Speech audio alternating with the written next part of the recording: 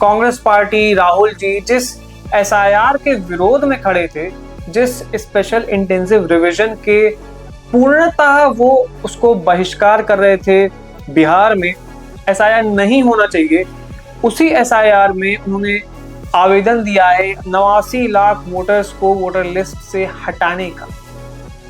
Can you believe it?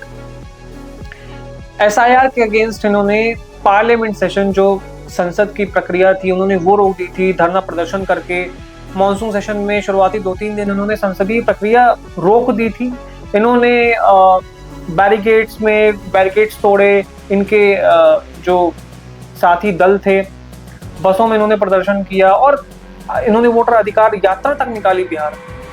पर जब इनकी यात्रा खत्म हुई, शायद जो भी सीट्स का जो प्रॉब्लम रहा है, कॉन्फ्लिक्ट रहा है आरजेडी और कांग्रेस के बीच में बिहार में, कि किसी को ज़्यादा सीट्स चाहिए, कोई ज़्यादा देने को तैयार नहीं है, तो उसकी गर्मा गर्मी में, खींचातानी में अब कहीं ना कहीं कांग्रेस का ये साफ रवैया दिख रहा है कि वो अगर उनका कुछ भला नहीं होता है बिहार में, तो वो आरजेडी का भी भला नहीं होने देंगे।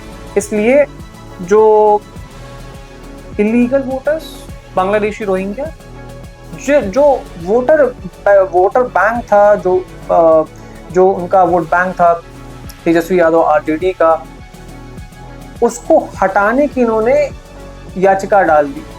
89 लाख वोटर्स, ईसीआई ने तो सिर्फ 65 लाख वोटर्स को डिलीट किया था, ये 89 लाख वोटर्स को डिलीट करना चाहते हैं वोटर लिस्ट से।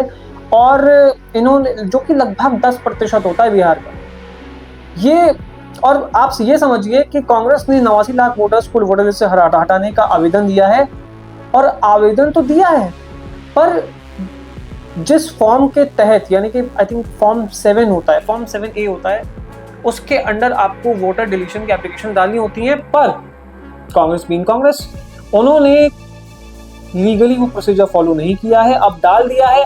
अब अगर उस पर कार्रवाई नहीं होती है तो ये इलेक्शन होने के बाद बोलेंगे कि ईसीआई बिकी हुई है, ईसीआई को रूलिंग पार्टी ने खरीद लिया है क्योंकि उन्होंने हमारे दिए हुए नामों को हटाया नहीं वोटर लिस्ट से।